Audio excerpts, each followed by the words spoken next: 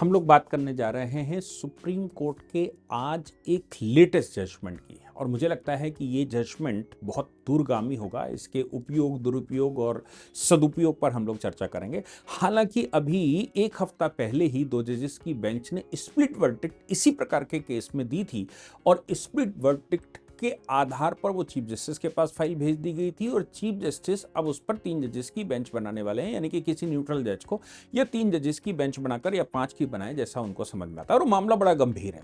गंभीर मामला ये है कि हमारे देश के अंदर करप्शन घर कर चुका है और इतना खतरनाक करप्शन घर कर चुका है। आज घर करने की बात नहीं है। करप्शन तो जब अंग्रेज भारत में आया था तो उन्होंने करप्ट मशीनरी बनाई थी और वो मशीनरी अंग्रेजों के जाने के बाद भी हमने सुधारी नहीं। वैसी बनी हुई जुडिशरी से लेकर और नीचे तक जितने भी प्रकार के ऑर्गेनाइजेशंस हैं, वहां कहीं ना कहीं हमको कुछ ना कुछ गड़बड़ दिखती ही है। भारतीय शासन, हिंदू व्यवस्था हम लागू नहीं कर पा रहे हैं, ये मेरी दुर्बलता है। खैर, हमको याद होगा मैंने उस दिन शायद जज का नाम कुछ गड़बड़ बता दिया था, मैं उसके लिए माफ़ी मांगता हूं। ऑनरेबल जस्टिस नागरत्ना और ऑनरेबल जस्टिस विश्वनाथन, इनकी अदालत में उस दिन ऑनरेबल जस्टिस विक्रमनाथ बोल गया था, विश्वनाथन, इनकी अदालत में एक केस आया था जिसमें सैंक्शन का विषय उठा था। सैंक्शन का मतलब है करप्शन के मामले में प्रिवेंशन ऑफ करप्शन की धारा 17A, सेक्शन 17A कितना वैलिड है। और उसके पीछे भी मैंने इतिहास उस दिन बताया था कि सेक्शन 17A इसलिए डाला गया था क्योंकि राज्य में, दिल्ली में एसीबी केजरीवाल के पास थी और एंटी करप्शन ब्यूरो हाथ में होने की वजह से बहुत सारे लोगों के खिलाफ मुकदमे उस समय लिखने शुरू कर दिए गए थे। किसी न किसी मामले में करके उनको, और उनकी गिरफ्तारियां शुरू हो गई थी, उनको बेल लेनी पड़ रही थी। तब केंद्र सरकार ने उस समय सेक्शन 17A जोड़ा था और साथ में ये भी कहा था कि ये जो एसीबी है वो केंद्र की एजेंसी है। दिल्ली चूंकि पूरा स्टेट नहीं है, इसलिए एसीबी, एंटी करप्शन ब्यूरो, केंद्र की एजेंसी होने के नाते केंद्र ही उसको डील करता है और उसके चाहिए। आपको याद होगा कि केंद्र सरकार से मतलब है उस समय मनमोहन सिंह जी की सरकार ने सेक्शन 6A सीबीआई एक्ट में जोड़ दिया था, यानी कि Delhi special police establishment act में जोड़ा था और ये कहा था ज्वाइंट सेक्रेटरी या उनसे बड़े अधिकारियों के खिलाफ जांच करने से पहले अनुमति चाहिए होगी, ऐसे नहीं हो सकता। तब सुब्रमण्यम स्वामी ने केस फाइल किया था और सुब्रमण्यम स्वामी के जजमेंट में सुप्रीम कोर्ट ने कहा था इन्वेस्टिगेशन पर किसी प्रकार की रोक नहीं लगाई जा सकती। इसके साथ ही एक विनीत नारायण का जजमेंट भी आया था जिसमें भी कहा गया था कि भाई इन्वेस्टिगेशन प्रॉपर होनी चाहिए। इसके अलावा अस्थाना वाला मामला आया था, आपको याद होगा, उसमें भी ये कहा गया था कि नहीं, इन्वेस्टिगेशन होनी चाहिए, इन्वेस्टिगेशन पर रोक नहीं लगनी चाहिए। अब इसी आधार पर सेक्शन 17A, चूंकि जैसे मैंने कहा कि केजरीवाल वो सब कर रहे थे, उसकी वजह से केंद्र सरकार ने जोड़ दिया था, यानी कि केंद्रीय अधिकारियों के खिलाफ किसी प्रकार का इन्वेस्टिगेशन करने से पहले केंद्र से सैंक्शन लेना आवश्यक है। सेक्शन 17A की कॉन्स्टिट्यूशनल वैलिडिटी सुप्रीम कोर्ट में चैलेंज हुई। हालांकि अभी मामला बड़ी बेंच में गया है। तब ऑनरेबल जस्टिस नागरत्ना ने कहा कि अगर विनय नारायण को पढ़ेंगे, अगर आप सुब्रमण्यम स्वामी के जजमेंट को पढ़ेंगे तो सुप्रीम कोर्ट पहले कह चुका है इन्वेस्टिगेशन में किसी प्रकार की रोक नहीं लगाई जा सकती। जबकि ऑनरेबल जस्टिस विश्वनाथन ने यह कहा कि अगर ऐसा हो गया तो परिस्थिति ये भी हो सकती है कि जबरदस्ती इन्वेस्टिगेशन किए जाएं और गलत एलिगेशन लगाकर काम शुरू हो जाए। इसलिए सैंक्शन तो होनी ही चाहिए, भले ही सैंक्शन सरकार की बजाय एक न्यूट्रल एजेंसी के द्वारा की जाए। और वो न्यूट्रल एजेंसी हम मानकर चलते हैं कि या तो लोकायुक्त है या लोकपाल है, यानी कि केंद्र के मामले में लोकपाल से अनुमति होनी चाहिए, लोकपाल से सैंक्शन होना चाहिए, लोकपाल के सैंक्शन के बगैर नहीं होना चाहिए, या कोई और न्यूट्रल एजेंसी बननी चाहिए। दोनों की स्प्लिट वर्डिक्ट्स आ गई थी। इस आधार पर केस वापस चीफ जस्टिस के पास चला गया था, यानी कि अभी उसकी स्थिति क्लियर नहीं थी। इसी प्रकार का एक केस ऑनरेबल जस्टिस पार्डीवाला की अदालत में आया। वो भी भविष्य के चीफ जस्टिस हैं और लंबे समय तक बैठने वाले हैं। ऑनरेबल जस्टिस पार्डीवाला की अदालत में नवल किशोर, जहां तक मैं समझता हूं, Naval Kishore Meena versus state of Rajasthan, वो सेंट्रल गवर्नमेंट के एम्प्लॉई हैं। राजस्थान सरकार ने उनके खिलाफ, या राजस्थान की पुलिस ने इन्वेस्टिगेशन उनके खिलाफ बिठा दिया। करप्शन का मामला उनका पकड़ा गया था, वहां की एसीबी उन पर काम कर रही थी। वो सुप्रीम कोर्ट तक ये कहते हुए आए कि भाई मैं सेंट्रल का एम्प्लॉय हूं, या तो सीबीआई से अनुमति होनी चाहिए या फिर हमारे एम्प्लॉयर से अनुमति होनी चाहिए। बिना अनुमति के राज्य सरकार को इन्वेस्टिगेशन करने का राइट नहीं है, इसलिए सैंक्शन ही इलीगल है।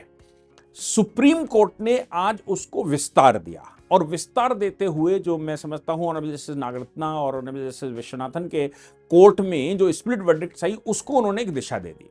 दिशा देते हुए उन्होंने, और इसके परिणाम बहुत दूरगामी होंगे अगर सैंक्शन, देखो मैं ये कहता हूं ऑनरेबल जस्टिस विश्वनाथन के वर्डिक्ट से मैं सहमत इसलिए हूं क्योंकि जो जो सैंक्शन है वो सैंक्शन न्यूट्रल अथॉरिटी के द्वारा होनी चाहिए। क्यों? क्योंकि हो सकता है कि दुर्भावनापूर्वक किसी अधिकारी से किसी के लेन देन को बात हो गई, या कोई और उनसे झड़प हो गई, या फिर किसी की पर्सनल खुन्नस निकालनी हो, या किसी को समस्या खड़ी करनी हो, तो ऐसी सभी पोजीशंस में सीधा इन्वेस्टिगेशन राज्य सरकार बैठा दे, तो ये गड़बड़ है। यहां पर सैंक्शन, अगर कभी कोई कंप्लेंट आई है तो वो कंप्लेंट पहले लोकायुक्त के पास चली जाए, या फिर लोकपाल के पास चली जाए, या फिर कोई न्यूट्रल एजेंसी अलग से बनाई जाए जिसके पास जाए, वो उसका सब्सटेंस देखे और उसके बाद वो सैंक्शन करे कि भाई इस पर इन्वेस्टिगेशन जारी किया जाए, या फिर वो कोर्ट के ही पास आए, कोर्ट से अनुमति ली जाए कि भाई इसके खिलाफ इन्वेस्टिगेशन होना चाहिए कि नहीं होना, कोई अथॉरिटी होनी चाहिए। विश्वनाथन साहब ये कह रहे थे। और जैसे पार्टी वाला ने ये कहा कि अगर पुराने जजमेंटों को हम कई एक को पढ़ते हैं, चाहे सुब्रमण्यम स्वामी के, विनीत नारायण के और तमाम हाईकोर्टों के जजमेंट, उन्होंने कहा कि भाई इन जजमेंटों के आधार पर तो ये कहा जा सकता है कि नहीं, राज्य सरकार को, अब यहां पर जो बड़ा टर्निंग पॉइंट है वो ये है कि केंद्र के एम्प्लॉइज के खिलाफ इन्वेस्टिगेशन राज्य सरकार की एजेंसी भी कर सकती है, और राज्य सरकार की एजेंसी को इन्वेस्टिगेशन करने का अधिकार है। अब उसमें उन्होंने जो टैग लगाया वो ये कहा, जो लैकुना लगाया, जो उन्होंने राइडर लगाया, उस राइडर में उन्होंने ये कहा कि भाई अगर राज्य के अंदर केंद्र का कोई एम्प्लॉय पोस्टेड है और वो वहां पर रंगे हाथों पकड़ा जाता है, राज्य के अंदर अगर वो करप्शन करता है, तो उस मामले में राज्य सरकार को अधिकार होगा। लेकिन अगर कोई केंद्रीय अधिकारी राज्य के बाहर कहीं काम करता है, उनके राज्य में काम नहीं करता, और करप्शन का मामला किसी दूसरे राज्य का है, कहीं और का है, तो ऐसी पोजीशन में भले ही पोस्टेड आपके यहां हो, आपको इन्वेस्टिगेशन का अधिकार नहीं होगा। आपको इन्वेस्टिगेशन का अधिकार तभी होगा जबकि राज्य में वो अधिकारी पोस्टेड है और राज्य के अंदर ही करप्शन हुआ है और करप्शन रंगे हाथों पकड़ा गया है। इस बात से मैं पूर्ण रूप से सहमत हूं। सुप्रीम कोर्ट ने ये कहा, और जस्टिस पार्टी वाला ने ये बात कही, उन्होंने कहा भाई करप्शन के विरुद्ध हमारी लड़ाई है, और करप्शन के विरुद्ध लड़ाई में हम रिस्ट्रिक्शंस नहीं लगा सकते, इसको ओपनली इन्वेस्टिगेट होने दीजिए। उनके पीछे का तर्क ये भी कहा जा सकता है कि investigation is the one part, jurisdiction is the second part, और तीसरा हिस्सा ये है कि भाई जो इन्वेस्टिगेशन हो रहा है उस पर क्या मुकदमा चलाया जा सकता है, उस इन्वेस्टिगेशन की रिपोर्ट, उस चार्जशीट की रिपोर्ट के आधार पर। तो फिर मैं कहता हूं कि प्रिवेंशन ऑफ करप्शन एक्ट कहता है कि प्रोसिक्यूशन भी सैंक्शन चाहिए। अगर किसी इन्वेस्टिगेटिंग एजेंसी ने कोई इन्वेस्टिगेशन कर लिया है, इन्वेस्टिगेशन करने के बाद उसने रिपोर्ट तैयार कर ली है, तो पीसी एक्ट ये कहता है कि पहले डिपार्टमेंट को भेजो जिस डिपार्टमेंट में वो काम करते हैं, और जिस डिपार्टमेंट में वो काम करते हैं उसकी अपॉइंटिंग अथॉरिटी सैंक्शन देगी। अपॉइंटिंग अथॉरिटी, अभी समीर वारखेड़े वाले मामले में भी मैंने ऐसे ही कैट ने ऐसे ही डिसीजन दिया था कि भाई अपॉइंटिंग अथॉरिटी द्वारा सैंक्शन अगर नहीं है तो फिर वो वो प्रोसिक्यूशन नहीं हो सकता। तो यहां पर प्रोसिक्यूशन सैंक्शन यानी कि मुकदमा चलाने से पहले अनुमति चाहिए होती है। सुप्रीम कोर्ट ने सुब्रमण्यम स्वामी के केस में यह कहा था कि इन्वेस्टिगेशन करने के लिए किसी प्रकार के रिस्ट्रिक्शन, किसी प्रकार के सैंक्शन की जरूरत नहीं है। अब इन्वेस्टिगेशन और प्रोसिक्यूशन, इन्वेस्टिगेशन मतलब प्रोसिक्यूशन सैंक्शन तभी किया जाएगा जबकि इंक्वायरी एक्ट कहता है कि कब तभी किया जाएगा जब डिपार्टमेंट इन्वेस्टिगेशन कर लेगा, डिपार्टमेंट इंक्वायरी हो जाएगी, यानी कि डिपार्टमेंट की इंक्वायरी और एजेंसी की इंक्वायरी, इन्वेस्टिगेशन जो हुआ, दोनों की रिपोर्टें जब मैच की जाएंगी तभी सैंक्शन किया जाएगा, अन्यथा नहीं किया जाएगा। तो डिपार्टमेंट उसको सैंक्शन करे।